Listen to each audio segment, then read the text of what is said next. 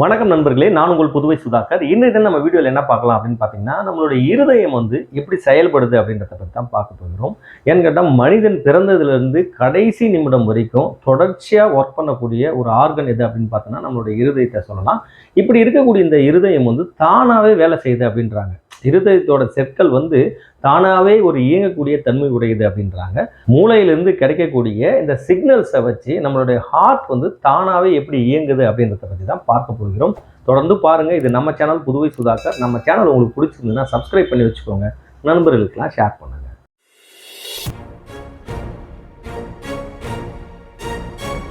இருதயம் தானாகவே எப்படி இயங்குது அப்படின்னு நம்ம பார்த்தோம்னா, இருதயத்தில் இருக்கக்கூடிய தசைகள் ஒரு ஸ்பெஷல் டைப் ஆஃப் தசைகள் சொல்லலாம். இதனுடைய செல்ஸ் எல்லாமே மயோசைட்ஸ் அப்படின்னு சொல்லுவாங்க.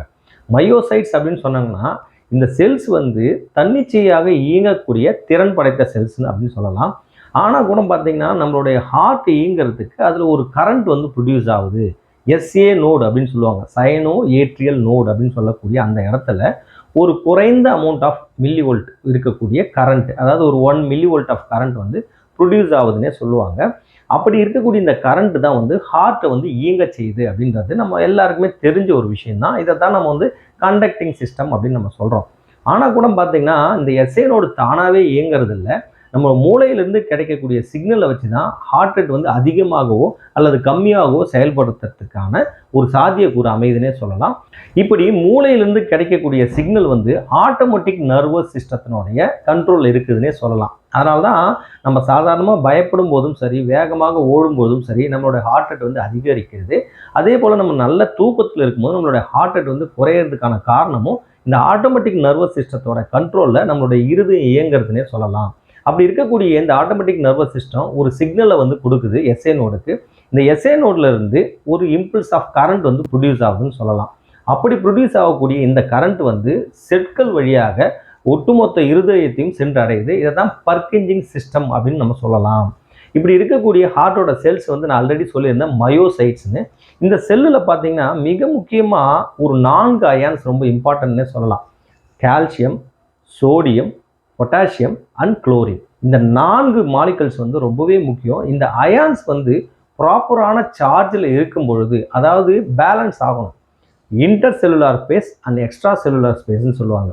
செல்களுக்கு உள்ளே இருக்கக்கூடிய பகுதியிலும் செல்லோட வெளியில் இருக்கக்கூடிய பகுதியில் இருக்கக்கூடிய இந்த அயானிக் பேலன்ஸ் தான் ஹார்ட்டை ஒரு ரிதமிக்காக ப்ராப்பரான ஒரு கண்ட்ராக்ஷன் ரிலாக்ஸேஷன் சொல்லுவோம்ல, சுருங்குதல் விரிதல், இந்த ஆக்டிவிட்டி ப்ராப்பராக இருக்கிறதுக்கு இந்த inter cellular space, extra cellular ஸ்பேஸில் இருக்கக்கூடிய இந்த அயானிக் பேலன்ஸ் ரொம்பவே இம்பார்ட்டன்ட் சொல்லலாம். இந்த ஹார்ட் இயங்கத்தை 4 ஸ்டேஜாக சொல்லுவாங்க, ஃபேஸஸாக சொல்லுவாங்க. முதல் ஃபேஸ் 1, 2வது ஃபேஸ், 3வது, 4வது அப்படி சொல்லுவாங்க. இதை தான் நம்ம ஆக்ஷன் பொட்டன்ஷியல் அப்படின்னு சொல்லிட்டு டெக்னிக்கலாக ஒரு டேர்ம் யூஸ் பண்ணுவாங்க. அதாவது ஆக்ஷன் பொட்டன்ஷியல் அப்படின்னு நம்ம சொன்னோம்னா, இந்த 4 ஃபேஸில் முதல் ஃபேஸ் டீபோலரைசேஷன் அப்படின்னு சொல்லுவாங்க. 2வது ரீபோலரைசேஷன். தேர்ட் ஒன்று என்ன அப்படின்னு பார்த்தீங்கன்னா ஹைப்பர் டீபோலரைசேஷன் சொல்லுவாங்க. 4th ஒன் ரிஃப்ராக்டரி பீரியட் அப்படின்னு நம்ம எடுத்துக்கலாம்.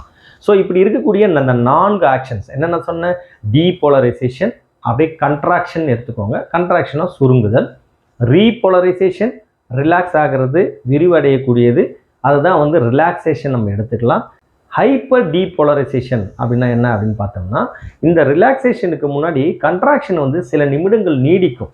அயான்ஸோட பேலன்ஸ் சில நிமிடங்கள் நீடிக்கிறதுனால ஹார்ட் இயங்கிறதுக்கான அந்த கேப், இந்த இன்டர்வல்ஸ் சரிவர அமையும்.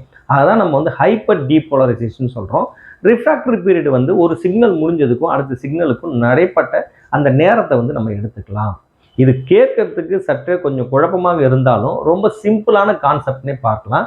ஒவ்வொரு கான்செப்டாக பார்க்கும்போது உங்களுக்கு புரியும். இந்த ஃபேஸ் 1 ரெஸ்டிங் மெம்பரன் பொட்டன்ஷியல் நம்ம எடுத்துக்கலாம்.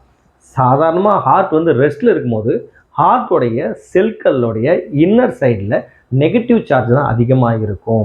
அதாவது ஒரு 65லேருந்து 70 minus millivolt of current உள்ளே இருக்குன்னு சொல்கிறாங்க. அது எப்படின்னு பார்த்தீங்கன்னா, இந்த அயானிக் பேலன்ஸில் நெகட்டிவ் சார்ஜ் அதிகமாக இருக்கிறதுனால நெகட்டிவ் கரண்ட் உள்ளே இருக்குது அப்படின்னு நம்ம எடுத்துக்கலாம். எக்ஸ்ட்ரா செல்லுலர் ஸ்பேஸில் பாசிட்டிவ் சார்ஜஸ் இருக்கும். முதல் விஷயமா அந்த ஃபேஸ் 1 டீபோலரைசேஷன் சொன்னால ஹார்ட் சுருங்கும் போது என்ன ஆகும்னு பார்த்தீங்கன்னா, பொட்டாசியம் சேனல்ஸ்ன்னு சொல்லக்கூடிய அந்த பாத்வே ஓப்பன் ஆகி ஹார்ட்டோடைய செல்ஸில் இருக்கக்கூடிய அந்த பொட்டாசியம் வந்து வெளியேறிடும்.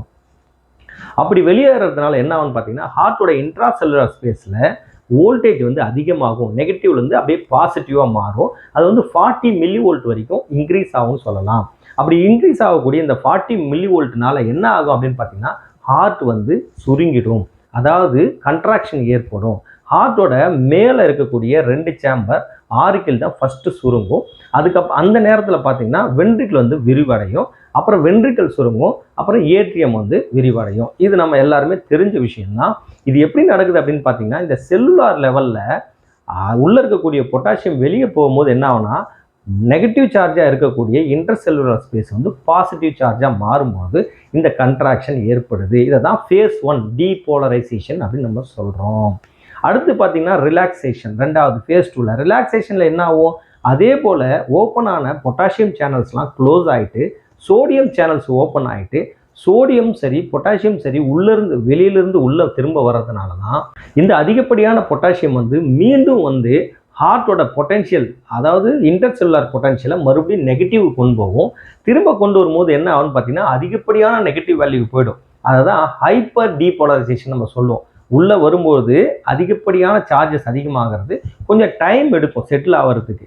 அதை தான் நம்ம வந்து ஹைப்பர் டீபோலரைசேஷன் சொல்கிறோம். இப்படி செட்டில் ஆனதுக்கப்புறம் ஒரு ரிஃப்ராக்டரி பீரியட் ஆஃப் டைம் கிடைக்கும். அதை தான் ஃபேஸ் 4ல் ரிஃப்ராக்டரி பீரியட் நம்ம எடுத்துக்கலாம். ஜென்ரலாக சிம்பிளாக இதை புரிஞ்சுக்கலாங்க. அதாவது இன்டர்செல்லுலார் ஸ்பேஸில் சார்ஜஸ் இருக்கக்கூடிய அயான்ஸ் என்னென்ன சொன்னேன், sodium, potassium, chloride and calcium. இதில் வந்து சோடியம், கால்சியம், பொட்டாசியம் எல்லாம் பாசிட்டிவ் சார்ஜ் அயான்ஸு, குளோரின் மட்டும் நெகட்டிவ் சார்ஜ் அயான் சொல்லலாம். இந்த குளோரைட் அயான் வந்து ரொம்ப பேலன்ஸ் பண்ணுறதுக்கு உதவுனாலும் இந்த பாசிட்டிவ் சார்ஜே உள்ளே போகிறதும் வெளியில் வர்றதும் சேனல்ஸில் இருக்கிறதுனால தான் ஹார்ட் வந்து ரிதமிக்காக பம்ப் பண்ணுதுன்னு நான் சொன்னேன்.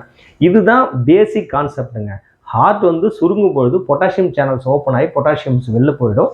அதே போல் ரிலாக்ஸ் ஆகும்போது மறுபடியும் க்ளோஸ் பண்ணிவிட்டு மறுபடியும் பொட்டாசியம் உள்ளே வர்றது தான் இந்த கான்செப்டே சொல்லலாம். எங்கேயோ மூளையில் செல்லக்கூடிய ஒரு சிக்னல் வந்து நம்மளோட எஸ்ஏ நோடில் இருக்கக்கூடிய இம்பல்ஸை ஸ்டிமுலேட் பண்ணி அங்கே இருக்கிறதுனால ஒவ்வொரு மயோசைட்ஸ்ன்னு சொல்லக்கூடிய ஹார்ட்டோட செல்ஸ்லையும் இந்த எக்ஸ்சேஞ்ச் வந்து ஒவ்வொரு செகண்டுக்கும் நடக்குது.